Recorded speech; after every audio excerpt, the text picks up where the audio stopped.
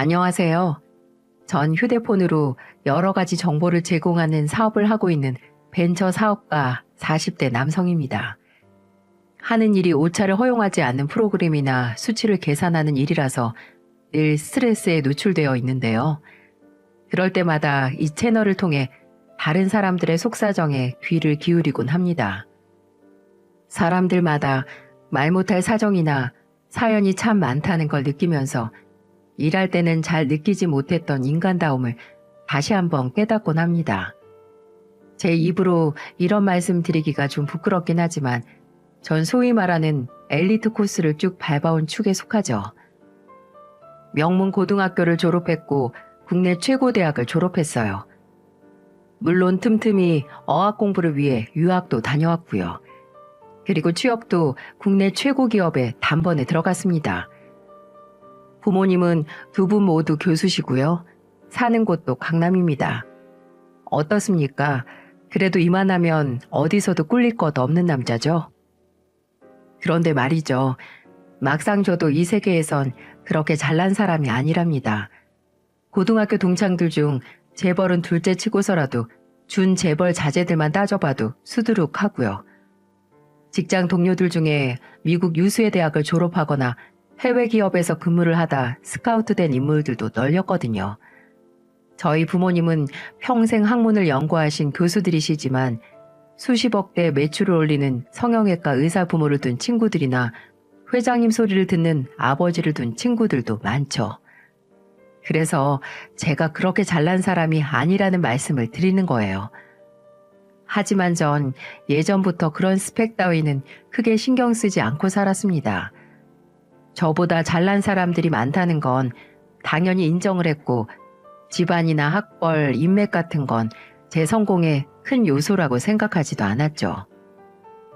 진짜 성공은 자신의 노력과 인내, 그리고 훌륭한 동료들과 함께 만들어간다고 생각했으니까요. 그리고 그런 제 생각을 이해해주는 여자를 운명처럼 만나게 되었죠. 제가 대기업 연구개발부서에서 근무를 하고 있었을 때였어요. 업무상 만날 사람이 있어서 약속 장소에 나가는데 이상하게 허벅지에 통증이 올라오는 겁니다. 평소에는 느껴보지 못한 아주 고약한 통증이었죠. 간신히 스케줄을 소화하고 곧바로 가까운 건물에 있던 병원에 무작정 들어갔습니다. 접수를 하고 진료 순번을 기다리는 동안에도 허벅지 통증이 너무 고통스러워서 몸을 베베 꼬고 난리도 아니었어요. 겨우 진료실에 들어갔는데 여의사 한 분이 절 기다리고 계시더군요. 어디가 불편해서 오셨어요? 아, 갑자기 허벅지 부위에 통증이 올라와서요. 오늘 아침부터 갑자기 그러네요. 그래요? 어디 환부를 좀 볼까요? 바지 내리셔도 돼요. 네? 바지를요? 네, 괜찮습니다. 좀 부끄러운 생각이 들었지만 아픈 걸 치료하는 게 먼저니까요. 어쩔 수 없이 환부를 보여드렸죠. 이거 대상포진이네요. 벌써 수포까지 생긴 걸 보니까 이전에 증상이 좀 있었을 텐데요. 아, 네. 그러고 보니까 며칠 전부터 이 부위가 좀 가려웠던 것 같기도 하고 그러셨을 거예요. 대상포진은 면역력이 떨어지면 나타나는 질병이라서 약 드시면서 좀 쉬시는 게 좋을 것 같아요. 혹시 무슨 일 하세요? 네, 회사에 다니고 있습니다. 가능하시면 월차라도 내셔서 며칠 쉬는 게 좋을 것 같네요. 일단 주사 한 대 맞으시고요. 약 처방해 드릴 테니까 드셔보시고 통증이 가라앉지 않으면 다시 오세요. 네, 감사합니다. 그렇게 선생님께 처방을 받고 약을 먹었는데 거짓말처럼 금세 통증이 사라지더군요. 눈물이 찔끔 날 정도로 아파서 그랬는지 통증을 사라지게 만든 의사 선생님이 마치 천사처럼 느껴지는 겁니다. 그래서 그런지 절 치료해준 여의사의 얼굴이 자꾸 어른거리더라고요. 처음엔 그냥 그런가 보다 하고 넘겼는데 며칠이 지나도 계속 제 뇌리에서 떠나지를 않는 겁니다. 업무를 할 때도 생각나고 집에서 밥을 먹어도 생각이 났죠. 며칠을 망설인 끝에 전 그 병원에 다시 찾아가고 말았습니다. 어떻게 통증이 가라앉지 않으세요? 통증이 너무 심하면 신경 차단술까지도 생각하셔야 하는데. 아니요, 통증은 완벽히 나은 것 같은데요. 그럼 오늘은 어디가 아파서 오신 건데요? 아, 그게 괜찮으시면 선생님께 식사 한번 대접해드리고 싶어서 왔습니다. 네? 이런 말씀 어떻게 들릴지 모르겠지만은요. 선생님 덕분에 제가 세상에 빛을 본 것 같아요. 그래서 제가 꼭 식사를 대접해 드려야겠는데 괜찮으시면 시간 좀 꼭 내주십시오. 여의사가 황당한 눈으로 절 바라보더군요. 제 얼굴이 시뻘겋게 달아올랐다는 건 저도 잘 알고 있었습니다. 난생 처음으로 데이트 신청을 한 거니까 당연한 일일지도 모르겠네요. 가슴을 졸이며 답을 기다리고 있는데 그 여의사가 픽 하고 웃음을 터뜨리며 이러더군요. 빛까지 보신 것 같다니 굉장히 아프셨나 봐요. 그래요. 밥 한번 사주세요. 대신 비싼 거 사주셔야 돼요. 네? 정말요? 그럼요. 드시고 싶으신 거 얼마든지 사드리겠습니다. 그렇게 전 그 여자와 첫 데이트를 했고요. 우린 서로 호감을 느끼며 연인으로 발전했죠. 어떻게 보면 대상포진이 저희 두 사람을 이어준 거나 다름없었어요. 약 2년간의 열애 끝에 저희 두 사람은 결국 결혼을 하게 됐고 전 대상포진이 소개시켜준 그 여자와 평생을 약속했습니다. 언젠가 아내에게 왜 데이트 신청을 받아주었냐고 물었던 적이 있었어요. 그런데 아내가 뜻밖의 말을 하는 겁니다. 내가 당신한테 환불을 좀 보여달라고 하니까 바지 내렸던 거 기억나? 대상포진이 얼마나 아팠는지 바지를 훌러덩 내리더라고. 그 모습이 너무 귀엽게 보여서 당신이 언제 오려나 기다리고 있었지. 뭐? 그럼 당신도 나한테 마음이 있었던 거였네? 일단은 그렇다고 볼 수 있지. 혹시 당신이 오면 밥이나 한 끼 먹자고 하려고 했는데 당신이 먼저 데이트 신청하던데? 뭐야? 서로 한눈에 반한 걸 보면 아마도 우린 천생연분이었나 봅니다. 어쨌든 우리 두 사람은 경제적인 안정 속에서 신혼생활을 시작할 수 있었어요. 아내는 가정의학과 병원을 운영하고 있었고 저 역시 대기업이라는 울타리 안에 있었기 때문에 큰 어려움은 없었습니다. 이렇게 두 사람이 맞벌이를 하면서 가정을 꾸려가면 아무 문제가 없이 잘 살 수 있었을 겁니다. 하지만 제 마음속에는 예전부터 간직했던 꿈이 꿈틀거리고 있었죠. 그건 바로 제 사업을 한번 해보자는 거였어요. 그간 이 분야에서 쌓아왔던 경력도 있었고 반짝이는 아이디어도 있었죠. 탄탄한 직장에서 높은 연봉을 받으며 인생을 꾸려갈 수도 있겠지만 자신을 믿고 도전해보는 인생도 멋지다는 생각을 하고 있었어요. 하지만 이젠 결혼도 했기 때문에 저 혼자 결정할 수 있는 문제는 아니었습니다. 저는 고심 끝에 아내에게 제 고민을 털어놨죠. 도대체 무슨 할 말이 있는데 이렇게 뜸을 들이는 거야? 마음 열고 내가 들어줄 테니까 어디 한번 속 시원하게 말해봐. 그래 그럼 당신이 말하라고 하니까 얘기한다. 실은 말이야. 내가 회사를 퇴사하고 창업을 하고 싶어서 말인데. 회사 얘기가 나오자마자 아내의 눈이 커다래집니다. 뭐? 그럼 그 좋은 회사를 그만두겠다고? 그렇지. 우리 회사에선 겸업이 안 되니까 퇴사를 해야 되겠지. 그건 너무 섣부른 생각 아니야? 당신의 회사 들어가고 싶어서 안달인 취준생들이 줄 섰다는 거 알고 있지? 당연히 알고 있지. 그런데 예전부터 꼭 해보고 싶은 일이었어. 그래서 이렇게 당신이랑 의논을 하는 거고. 제가 진지하게 설명을 하자 아내의 표정이 바뀌더라고요. 잠시 생각에 잠긴 아내가 말했습니다. 그럼 어디 무슨 일을 하고 싶은지 드러나 보자. 아내의 말에 전 신이 나서 제 사업 구상을 낱낱이 얘기해줬죠. 제 이야기를 오랫동안 듣고 있던 아내는 때로는 고개를 끄덕이기도 하고 때로는 미간을 좁히기도 했습니다. 그리고 결국 아내는 제 창업을 허락해 주었죠. 대신 한 가지 조건이 있었어요. 당신이 충분히 능력이 있는 사람이라는 거 알고 있어. 그래서 당신이 개발한 기술로 당신만의 일을 하고 싶어 하는 것도 알겠고, 좋아. 당신이 그렇게 하고 싶다는데 내가 어떻게 말리겠어? 자기 자신을 믿고 도전하겠다는 용기는 참 대단한 것 같아. 어차피 당신이 돈을 벌지 못해도 뭐 내가 있으니까 우선 그런 걱정은 하지 말고 마음껏 도전해봐. 정말이지? 나 진짜 내 사업 해봐도 되는 거지? 그래. 하지만 한 가지 조건이 있어. 조건? 그게 뭔데? 만약을 대비해서 우리 공동재산을 모두 내 명의로 돌려놓자.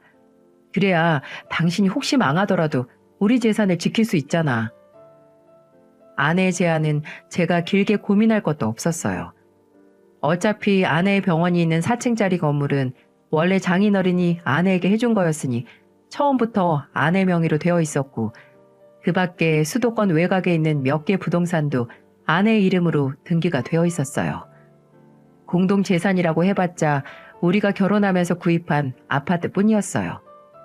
혹시 모르니까 공동 명의로 되어 있는 아파트만 아내 명의로 돌려놓자는 얘기였죠.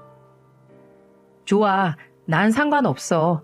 내가 망할 일은 없겠지만 당신 말대로 만약이라는 건 있으니까. 그래도 한번 시작하면 정말 목숨 걸고 해야 되는 거 알지?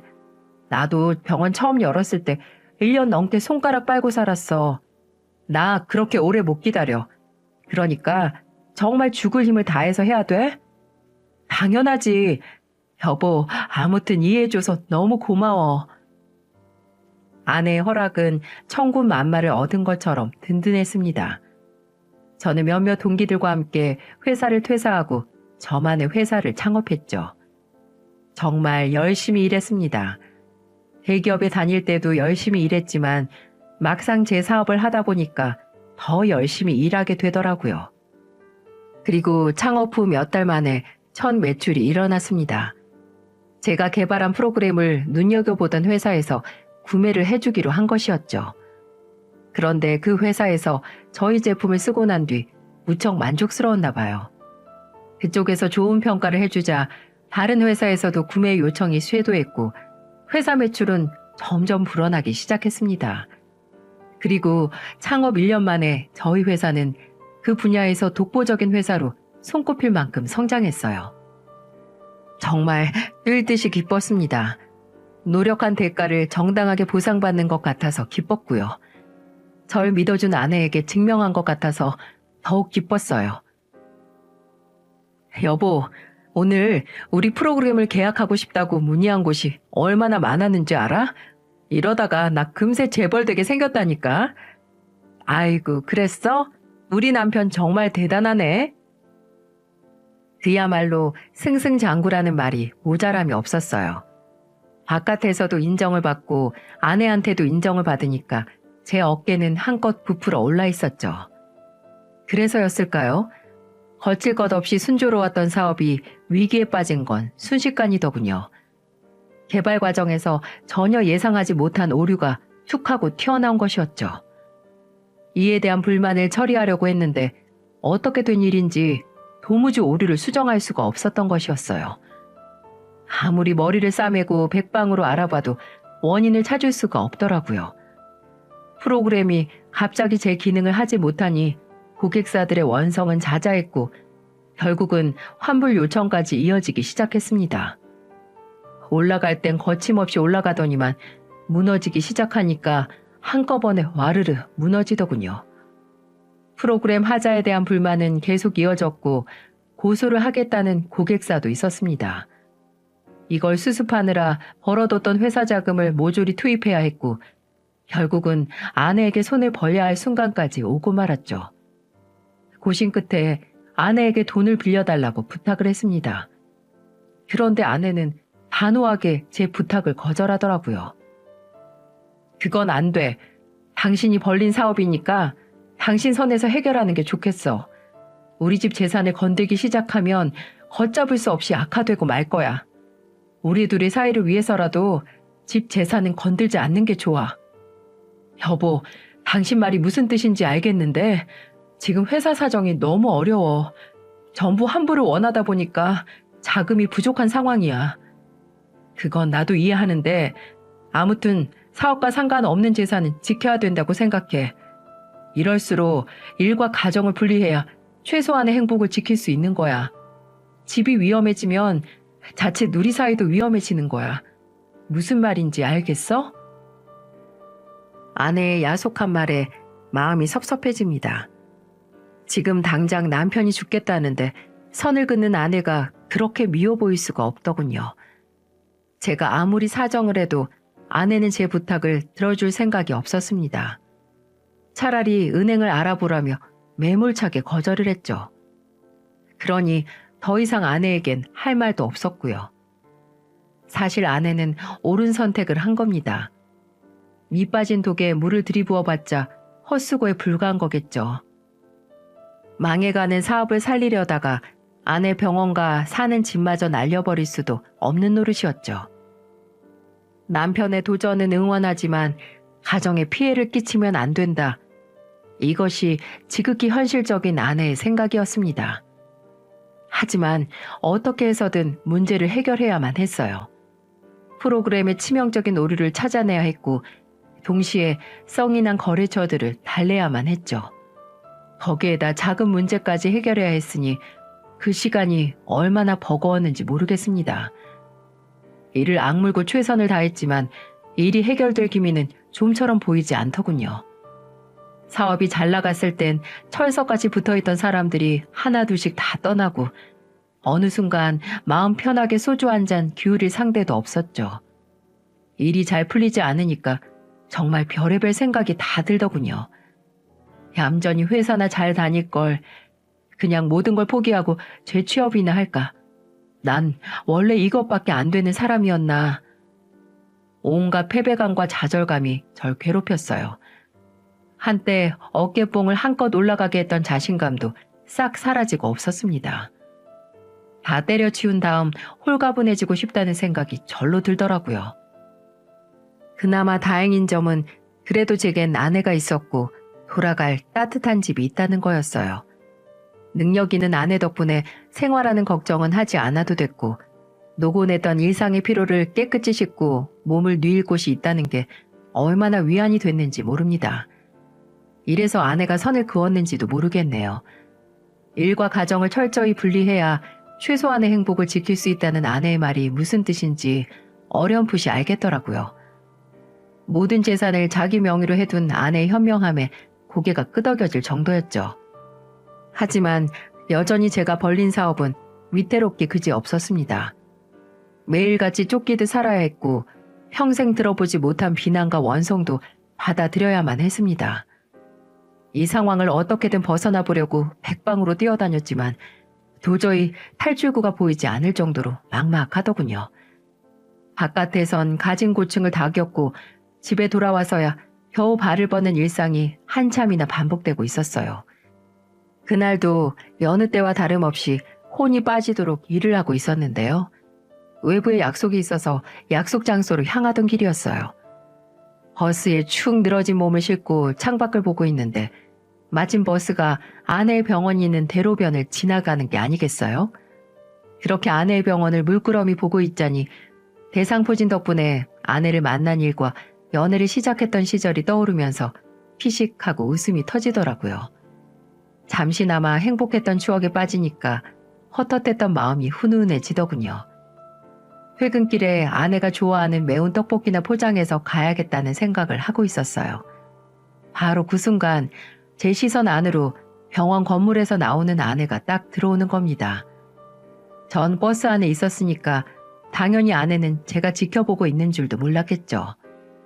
아마 점심을 먹으러 나오는 모양이었어요. 전 반가운 마음에 아내에게 전화를 걸려고 주머니를 뒤져 휴대폰을 찾았습니다. 그런데 웬 남자가 아내 곁에 슬쩍 서더니 두 사람이 나란히 길을 걷는 게 아니겠어요? 물론 아내도 사회생활을 하는 사람이니까 누구든 만날 수 있죠. 하지만 그게 문제가 아니라 두 사람이 손을 꼭 잡고 걷고 있다는 게 문제였어요. 미치고 팔짝 뛸 노릇이었습니다. 제가 버스에서 보고 있는 줄도 모르고 두 사람은 연인처럼 다정하게도 걷더군요. 아내의 표정은 저랑 연애할 때 그 표정과 같았습니다.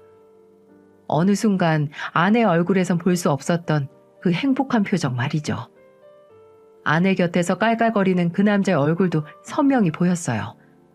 자세히 보니까 눈에 익은 얼굴이더군요. 기억을 더듬어 보니 누군지 떠올랐어요.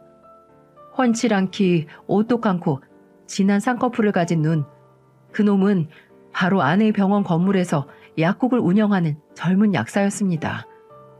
그러니까 아내는 저 몰래 같은 건물에 있는 약사와 바람을 피우고 있던 것이었어요. 여러분들은 떠나는 버스 안에서 외간 남자랑 희낙낙하고 있는 아내의 모습을 지켜보는 심정이 어떤지 상상이 가시나요? 정말 비참하고 참담하더군요. 그렇게 현명하고 똑똑한 척은 다 하던 여자가 저 몰래 바람을 피우고 있었다니요. 배신감에 몸까지 부들부들 떨리더라고요. 전 그날 단골 선술집에 홀로 앉아 한참을 고민했습니다. 아내의 외도를 두 눈으로 본 이상 가만히 있을 수도 없었고요. 가정이 깨진다고 해도 따져 물어야 했습니다. 아니 어쩌면 제 가정은 이미 깨져버린 걸지도 모르겠어요. 집에 도착을 하니 아내가 태연하게 절 맞이하더군요. 오늘은 왜 이렇게 늦었어? 아직도 일이 많아? 아무 일도 없다는 표정을 짓는 아내가 가증스럽더군요. 가슴속에선 불길이 일었지만 최대한 침착해지려고 노력했어요. 전 아내에게 오늘 제가 본 것을 따졌죠. 그런데 마치 아내는 올 것이 왔다는 듯 평정심을 유지하더라고요. 당신이 나한테 어떻게 이럴 수가 있어? 대체 언제부터 그놈 만난 거야? 어디 할 말 있으면 해보라고. 그래, 당신이 본 게 맞아. 나 그 남자하고 깊은 사이야. 처음부터 그럴 생각은 아니었는데 어떻게 하다 보니까 그렇게 됐어. 내가 말하기 전에 당신이 알게 됐으니 차라리 잘 됐네. 당신도 사업 때문에 정신없고 난 다른 사람이 마음에 들어왔고 이제 우린 정상적인 결혼 생활을 유지하기 힘들겠지? 그럼 각자 인생을 위해서 깨끗하게 갈라서자. 그게 현명한 선택 같아. 뭐라고? 지금 그게 나한테 할 말이야? 그럼 뭐라고 할까? 미안하다고 하면 당신이 느끼는 그 배신감이 없어지겠어? 서로 소모적인 감정 싸움 생략하는 게 더 낫지 않을까? 그런 아내의 모습에 정이 뚝뚝 떨어지더군요. 가정을 깨놓고도 미안하다는 말 한마디 없이 당당한 태도를 보입니다. 제가 알고 있는 아내가 맞는지 의심이 들 정도였어요. 아내는 제게 합의 이혼을 제안하더군요. 소송을 갈 것도 없이 위자료조로 자기가 알아서 챙겨주겠답니다. 어차피 제가 결혼을 하자마자 사업을 하다가 말아먹었기 때문에 이혼 소송을 해도 재산 분할 같은 건 기대하지 않는 게 좋을 거라면서 말이죠. 전 자존심에 그 여자에게 소리를 버럭 지르고 집을 나와버렸어요. 잘못은 본인이 해놓고 마치 자신이 배려를 해주는 듯한 그 태도에 소름이 끼치더군요. 대체 아내는 뭐가 그토록 잘나서 저렇게 당당한 걸까요? 하지만 막상 집을 나오니 제 모습이 그렇게 처량할 수가 없었어요. 전 소주 몇 병을 사들고 갈 곳 없는 발걸음을 옮기고 있었죠. 마음이 헛헛하다 못해 뻥 뚫린 것만 같았어요. 한순간에 일도 가정도 모두 무너진 비참한 신세가 돼버렸습니다. 솔직히 하지 말아야 할 생각도 해본 게 사실입니다. 돈도 없죠. 친구도 없죠. 심지어는 이제 아내도 없습니다. 야심차게 시작한 사업은 위기를 극복하지 못하고 있었고 이제 누군가 훅 불기만 해도 와르르 무너질 판이었어요. 허탈한 마음에 눈물도 나오질 않더군요. 나름대로 최선을 다한 것 같은데 돌아온 결과는 모두 절망적이었어요. 의욕도 없고 의지도 없었습니다. 앞으로 제가 어떻게 살아야 할지 앞이 깜깜하더군요. 길거리에서 깡소주를 벌컥 마셔봐도 마음에 위로가 되질 않았어요. 저도 모르게 발길이 단골 선술집으로 향하더군요.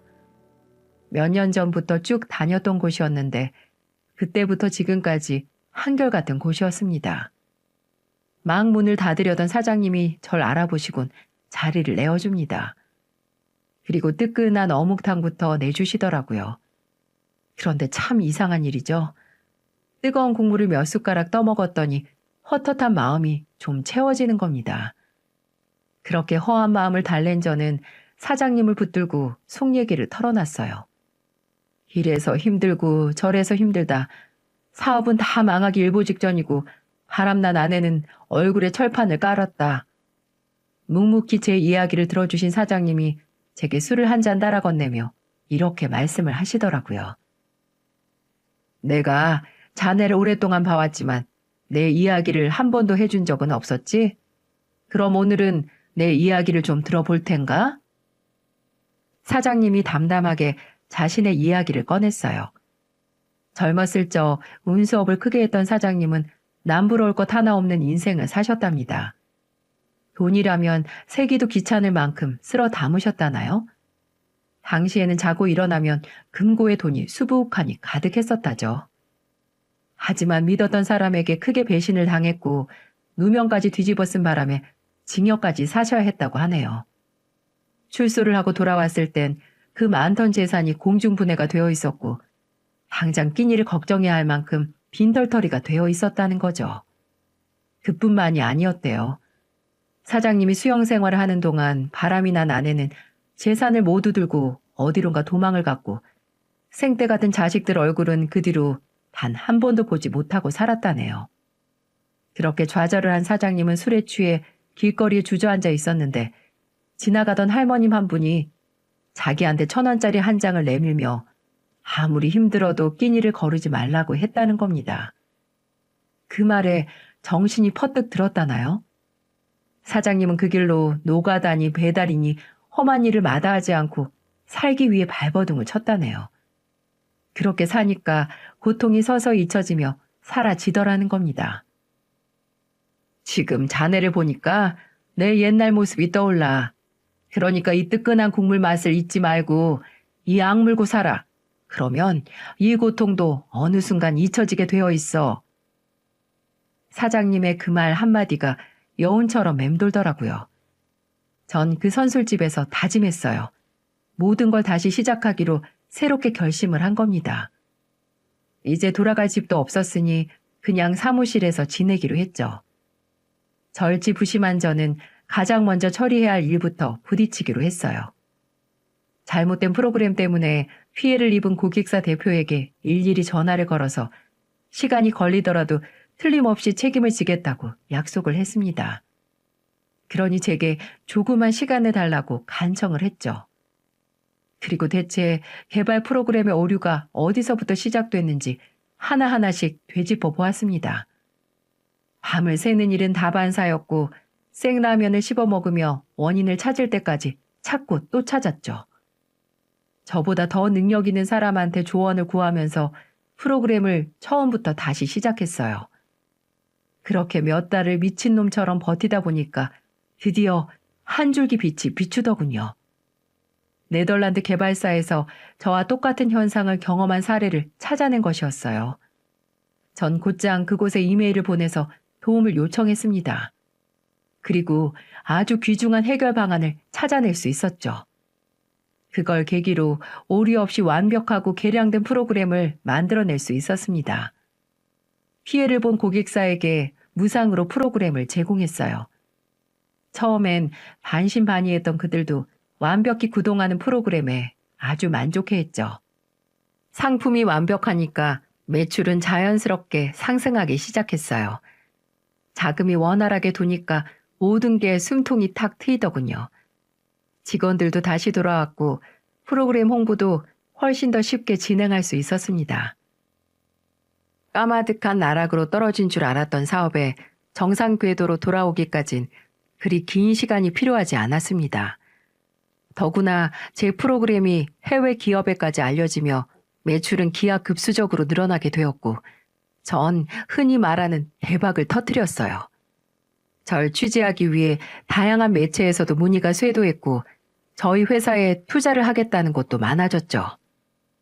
도저히 일어설 수 없을 줄 알았던 저는 멋지게 재기에 성공한 셈이었죠. 선술집 사장님의 뜨끈한 어묵탕 국물 덕분에 좌절을 딛고 여기까지 올 수 있었을지도 모르겠습니다. 아, 바람이 난 아내와는 어떻게 되었는지 궁금하시죠? 젊은 약사와 바람이 난 아내와는 현재 이혼 소송 중에 있습니다. 실은 좀 우스운 일이 있었는데요. 저랑 깨끗하게 이혼을 할 줄 알았던 아내가 다시 저에게 합가를 하자고 제안을 하더라고요. 그때는 이미 제 사업이 다시 본 궤도에 올라 폭발적으로 매출을 내고 있었을 때였거든요. 그걸 어떻게 알았는지 저한테 이런 말을 하는 겁니다. 당신 사업을 다시 일으켰다는 얘기 들었어. 난 당신이 해낼 수 있을 줄 알았어. 이런 말 어떻게 들릴지 모르겠지만 나 그 남자랑 정리했어. 아무래도 내가 좀 실수를 한 것 같아. 당신만 괜찮다면 나 당신이랑 다시 시작해보고 싶어. 제가 머리에 총을 맞았습니까? 아무래도 아내는 제가 호구로 보이는 모양이에요.